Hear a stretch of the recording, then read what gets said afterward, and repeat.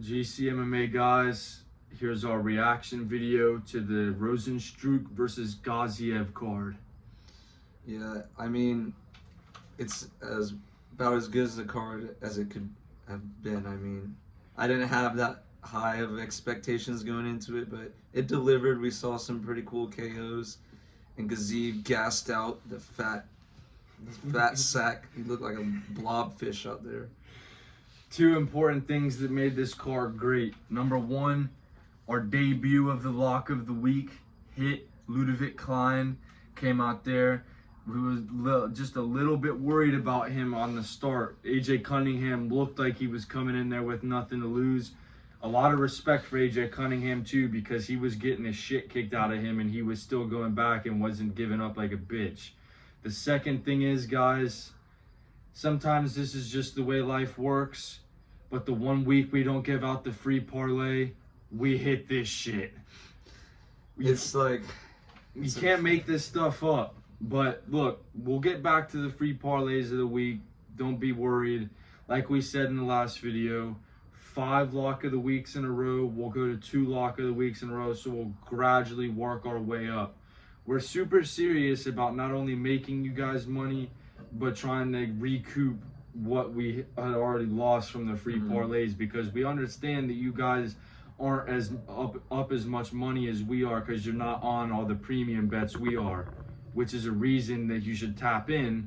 Well, regardless, we're trying to go ahead and we're gonna try to get you guys back up to these last couple free plays. So yeah, also we also have a TikTok, an Instagram, and an X. I want you guys to follow it. We're gonna be uploading some more content on there, more behind the scenes type stuff, and some of our other locks and bets, and reposting some dumb memes we see throughout the week. But as far as this card goes and parlays, it's just we hit a parlay. I just wish we would have told you guys, but we didn't want to keep it losing every single week. But of course it hits, and we're cooking some stuff up. $2.99. We're gonna make you guys money, trust me. So Ludovic Klein was the first notable fight. Christian Leroy Duncan. Look, we know that we didn't cover every single fight in the video, but that's because if we were covering every single fight, the video would be like 45 minutes long. We're trying to entertain you guys on a reasonable basis. We're not trying to spend a whole bunch of time talking about people we don't know about. But this card, we were right 9 out of 11 of the fights. The only 2 that we missed was, I thought that the first fight, Al Sawadi, I picked him to win, he lost, and then Basharat, he lost. But other than that, I was right on the entire card. So Christian Leroy Duncan came out and had a good performance. He looked pretty good. That's 2 knockouts in a row, I believe, for Ribeiro. He ate that massive head kick from the Russian Chase Hooper, and now it's coming off another knockout loss. And then Oliveira came in, and he had probably the knockout of the year so far. Yeah, definitely. Against that Sopaj guy who was coming in weigh-ins talking about Saturday night I'm gonna knock you out. Saturday night you go out cold and blah blah blah. And then literally 20 seconds left, he's looking off. He pulled a Matt for Vola and was looking off on his side. Boom. Dude, don't even get me started on Matt Frivola. That still pisses me off to this day, guys. We have some haters in the comments doubting us and saying that we are faking this shit. We are not. We have the receipts for it. If you don't believe us, follow us on Instagram, DM us, and we will send you the receipts. That's it. Like we're not good at, we're not photoshopping, we're not doing none of that. It's real. You win with us and you lose with us. It's all real. We also have some people trying to claim, more specifically on the Steve Ursay Matt Schnell short, saying that they bet that we uploaded it after the fight and ad-libbed it to make sure that it looked like we won. That was a clip, as of all of our other reels are as well, from the full video too, which was uploaded on Wednesday. Guys, I don't know how to put this any other way, but the internet is fucked. There's no winning with this stuff. when we lose fights and we pick them wrong, we have people on our ass. Oh, that aged well and doesn't look good. When we pick fights right, we have motherfuckers coming at us trying to say stupid shit. We're not faking any of this stuff.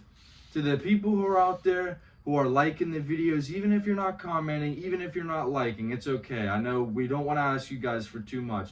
But to those people who are out there and they're subscribing, they're watching our videos and they fuck with us, truly appreciate it, because there's some rotten apples out there. They're trying to slow down the GCMMA training. We're not full stopping. steam ahead. Nothing's gonna stop us. We're not quitting anytime soon. The haters aren't gonna. Oh, they don't like our short that we predicted the fight right. Oh, we gotta stop uploading videos. Boo hoo. That guy's just mad he lost the rent on fucking Matt Schnell. Speaking of Matt Schnell, that takes us to the main card. We're not even going to cover Eric Anders versus Jamie Pickett. That's not worth talking about. Exactly main how card, we thought it would go. Main card, I would give Steve Erceg and Matt Schnell fight of the night, to be honest. I know it was only a round, but I got to give it to Matt Schnell. He made that a competitive fight, and he was catching Steve Erceg a bit. And we had said in that prediction, you know, Steve Erceg's only been in there twice, but we had to pick him. That just went to show that Steve Erceg can get his ass tagged. I know not by the most amount of power, but Steve Erceg can get tagged and still be in there. And it was really impressive to see him get his first finish inside of the Octagon against someone like Matt Schnell. We were talking about it a little bit, and for me personally, I love the matchup of Steve Erceg versus either Manel Kopp or Kai Kara-France next. Yeah. If you're going to be able to strike like that and take striking like that, I don't think there's a better matchup for that guy. I don't necessarily want to see him go right to Moreno. I think that's a little bit of a stretch, beating the number 9 guy and then wanting to go for Moreno after 3 fights. But I think him versus Kopp or Kara-France is perfect. What they should do is do him versus the loser of Kai Kara-France and Kopp, since that's the fight they've been trying to make for a while. I'm surprised they didn't make that for 300, but or give him Mateusz Nicolau. Oh, yeah. Or give him a free win. But other than that, guys, there's really not too much else to talk about for the main card, so we'll just skip to the main event because the other ones were decisions. We picked Magomed. He won. Could have argued that Perez won that, but it doesn't matter. Who cares? Gaziev and Rozenstruik. We picked Rozenstruik, but there's nothing to be proud about with that. That was a shitty fight and a terrible display of the top 15 state of the heavyweight division. We said it before the fight.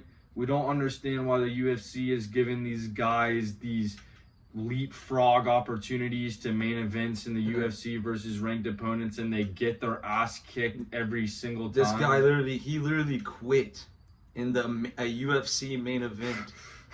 I can't see. I can't see. I need a burger. No. Like, come on, let's just go back to the hotel room and get Uber Eats. Like, come on, bro. That guy could not see. That guy just quit. And I mean, that's all there really is to say about it, guys. 2024 is the year of the fraud checks. You had Joe Piper, Shamil Gaziev, Paddy Pimblett is probably next. I won't say.